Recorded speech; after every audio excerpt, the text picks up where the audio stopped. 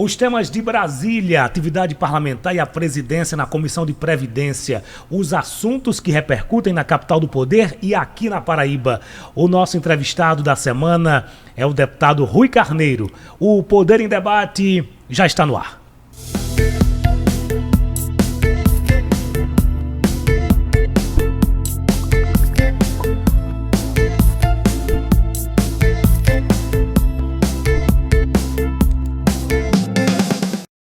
Mais um episódio do Poder em Debate, recebendo hoje o deputado Rui Carneiro do Podemos. Deputado, obrigado pelo convite, viu?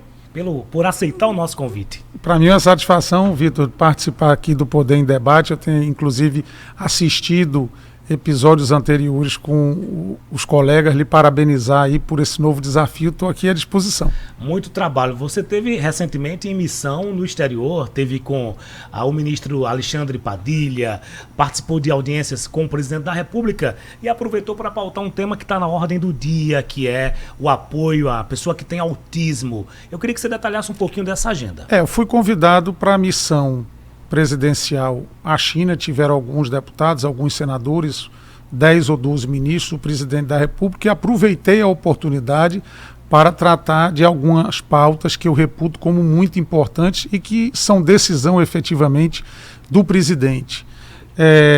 Primeiro, na questão do PAC, a gente incluir no PAC os antigos IFPBs. Nós temos um problema aqui em João Pessoa, por exemplo, o IFPB é muito antigo, tem 10 mil alunos, tá, as paredes caindo em algumas salas, isso é uma realidade de todo o Brasil. Então hoje você tem o PAC para novos IFPBs, e aí a gente incluiria os antigos, foi uma conversa. Outra conversa é que no PAC, na área social, você hoje só tem cisterna. Isso é muito acanhado, ao meu ver. Então, colocar o CRAS, colocar o CREAS, que são equipamentos extremamente importantes. Você tem a UBS do lado da saúde, por que não ter o CRAS e ter o CREAS? Na assistência social. Isso, na assistência social. E tratamos essa questão do autismo, que é um crescimento vertiginoso, o número de crianças com transtorno do espectro autista, ainda sem uma explicação científica 100% segura, mas é uma realidade.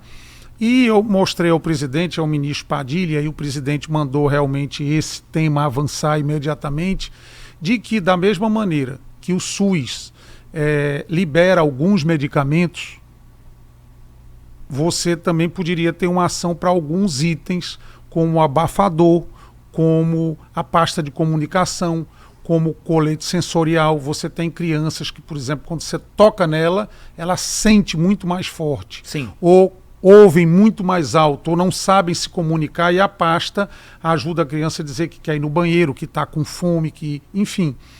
São itens que não são caros, muito mais baratos do que uma série de medicamentos, e o mais justo que eles sejam aproveitados e também entrem nesse rol. Na prática, o que é que o ministro lhe disse sobre a inclusão desses itens? O ministro gostou da ideia, o presidente também. O presidente, na hora, determinou que ele avançasse. Não é uma decisão unilateral do ministro, isso passa por um conselho, mas ele achou bastante lógico essa ação. Isso vai ser extremamente importante. Nós estamos falando aqui de milhões de crianças. Deputado, o senhor assumiu recentemente uma comissão permanente na Câmara, é um cargo importante e estratégico. E logo no início dos trabalhos, estourou o escândalo da Previdência, dos descontos indevidos. E o senhor recebeu logo na primeira semana lá o ministro. E no outro dia ele caiu. E ele caiu no outro dia.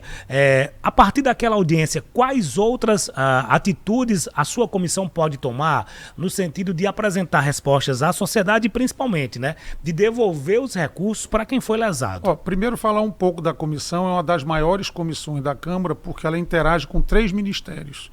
Então é assistência social, que é um ministério da Previdência, assistência social, Ministério da Assistência, Previdência, que é o Ministério da Previdência, Infância, Adolescência e Família, que é o Ministério de Direitos Humanos. Então você interage com 3 ministros e o volume de projetos que cerca isso é muito grande, porque tudo na Câmara que é apresentado, que trata desses temas, ele passa obrigatoriamente lá pela comissão.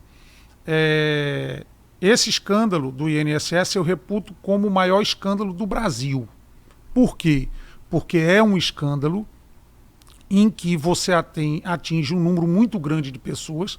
Nós estamos falando aí de milhões, com um desconto no contra-cheque, por exemplo, de quem ganha um salário mínimo no valor de R$70, R$80, que ao longo de um ano dá quase um salário.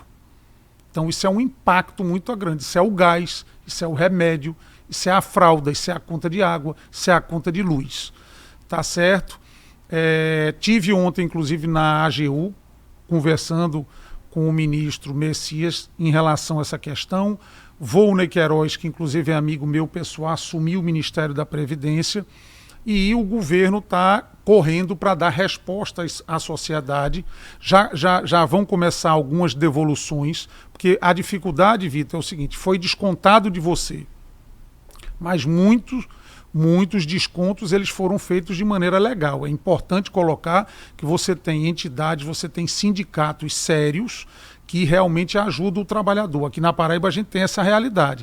Lugares distantes, no interior, que às vezes você tem um agricultor, muitas vezes, que não é muito esclarecido, e o sindicato ajuda ele nos direitos, na aposentadoria. Tudo isso é real.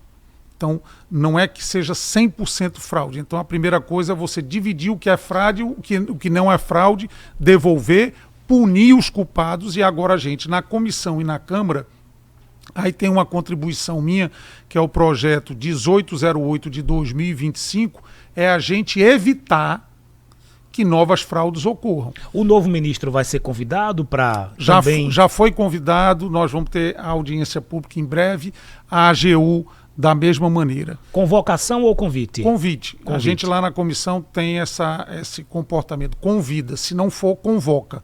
Porque não há por que você diretamente convocar o ministro. E ontem, eu conversando com o ministro da AGU, eu dava minha opinião para ele de que, no meu entendimento, o INSS deve ser apenas um órgão pagador. Ou seja, Vitor Paiva se aposentou. Ele tem que estar lá para receber a aposentadoria. Se depois que ele recebe a aposentadoria, se ele vai fazer alguma parceria com algum sindicato, com alguma entidade, via boleto, via Pix, aí é uma decisão de Vitor Paiva.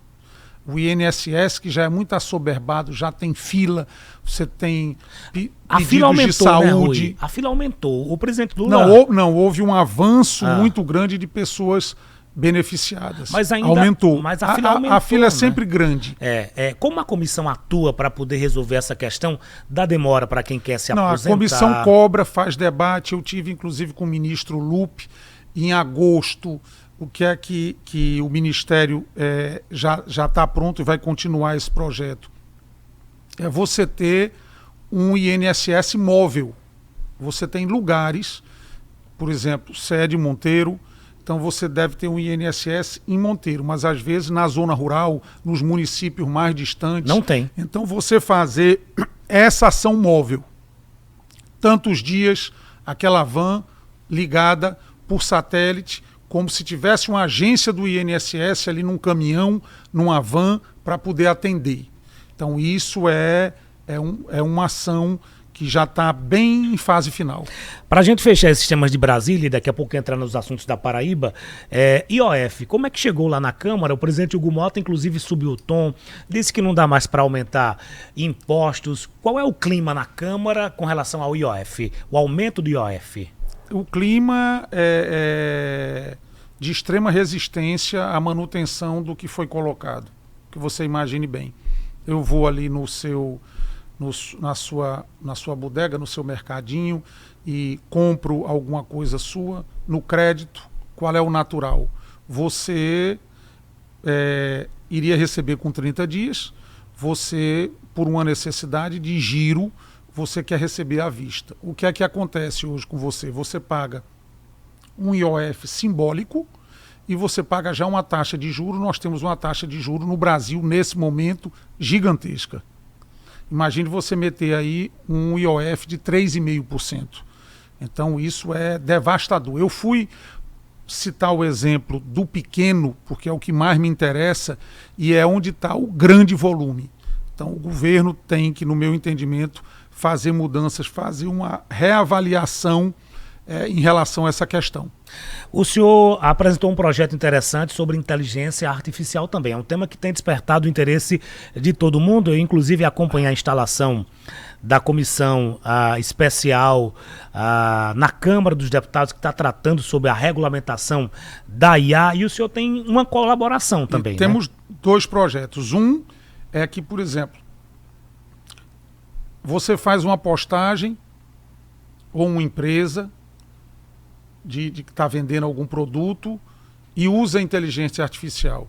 Então você tem que colocar um selo para dizer que você está usando. Perfeito. Para você não estar, vamos dizer assim, querendo ludibriar a consumidor. Pessoa que está vendo. O consumidor ou o usuário da internet. O eleitor, okay. Se for numa campanha. A outra é na questão do audiovisual, os dubladores, para que as empresas, e aí nós estamos falando de novela, nós estamos falando de filme, nós estamos falando de série, de cinema, que eles continuem com a pessoa. Não usem a inteligência artificial para fazer esse serviço. Porque vai desempregar todo mundo, locutor, vai desempregar dublador. todo mundo e a qualidade pessoal ela é efetivamente diferente. Duas contribuições que o senhor apresenta nesse tema da IA. Vamos agora para a política aqui na Paraíba. O senhor é candidato à reeleição? Sou candidato à reeleição. Permanece no Podemos?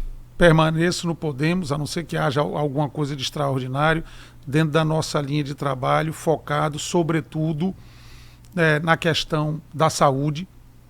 Estamos agora comprando equipamentos complementares para o robô que o Laureano comprou com recursos próprios. Estamos agora também colocando mais recursos para o restante do recurso necessário para fazer energia solar no Laureano. Colocamos e vai ser dada a ordem de serviço, esse aí parte também recurso do senador veneziano do ambulatório. Vamos inaugurar daqui a 3, 4 meses, recurso todo nosso, 20 UTIs no Hospital São Vicente de Paulo. Colocamos a maior emenda da história no Hospital Padre Zé, R$1.100.000, que é um hospital que passa por dificuldades. Também novos equipamentos no HELP, que agora é CACOM, atende mais de 80 pacientes SUS, e além de atender toda a região ali do compartimento da Borborema do Sertão, evita que o paciente chegue na Grande João Pessoa tomando a vaga dos pacientes daqui. Na linha também, atuando na causa animal, estamos com a relatoria que vai dar o que falar nacionalmente. Vários artistas, inclusive, entraram em contato comigo, que é a proibição do uso de animais em experiências por parte da indústria de cosmético.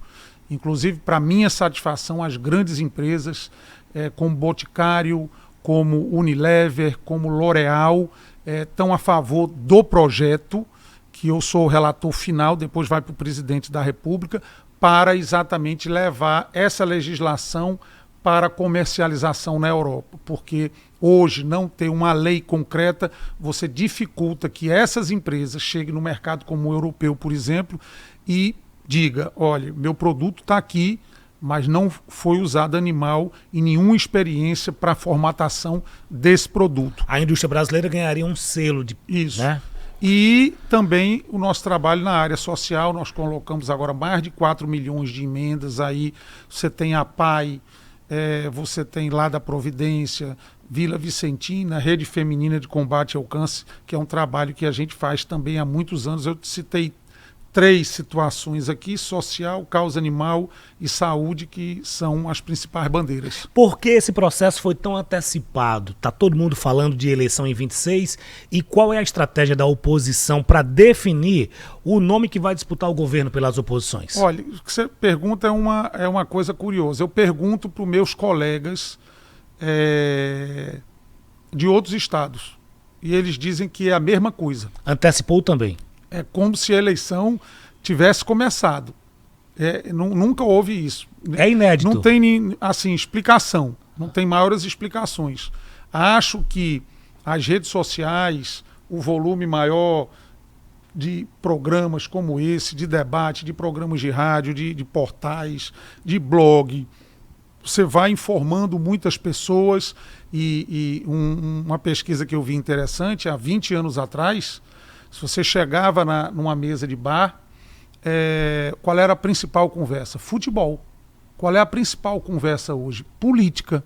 E isso tem a ver, sem dúvida nenhuma, com antecipação. Respondendo à pergunta das oposições, não tenho dúvida que ali até outubro, no meu entendimento, outubro, novembro, a oposição já deva ter o seu candidato escolhido, porque, mais do que um candidato, a oposição tem que apresentar para a Paraíba um projeto. A sua preferência é Pedro ou Efraim Filho? O senhor já tem uma preferência? Olha, a minha preferência é o que potencialize a nossa chance de vitória. Eu tenho uma relação particular, sem dúvida nenhuma, maior com Pedro. Isso é um fato. Mas isso não é uma questão de amizade só, também me dou bem com Efraim. É de viabilidade eleitoral e viabilidade de nós ganharmos a eleição. E pelo seu feeling, o senhor faz política 24 horas. Quem lhe conhece um pouco sabe que o senhor tem um sacerdócio na política, faz política 24 horas. Pelo seu feeling, qual dos dois representa melhor o projeto? Isso muda muito. Tem uns... Isso é que nem você estivesse analisando dois jogadores. Perfil, né? Um cabeceia melhor, outro chuta melhor com a esquerda, com a direita, outro está em melhor forma. Então você tem que ver a circunstância mais perto e ir acompanhando. E também, que é muito importante, ouvir o agrupamento.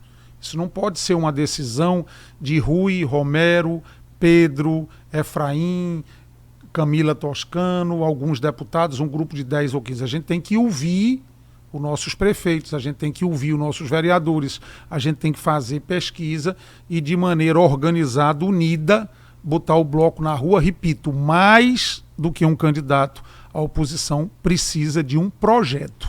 O senhor é da tese de que a performance de Pedro na última eleição para o governo o credencia automaticamente como um candidato muito competitivo? Indiscutivelmente, senão ele não estaria bem nas pesquisas, por exemplo, como está. Isso é um item importantíssimo, mas essa escolha requer outros itens. O senhor disse que tem uma relação muito próxima com Pedro e também com Cássio Cunha Lima. Qual é o momento de Cássio hoje em Brasília? Cássio é consultor, inclusive você sabe disso, o termo, a palavra-chave é compliance.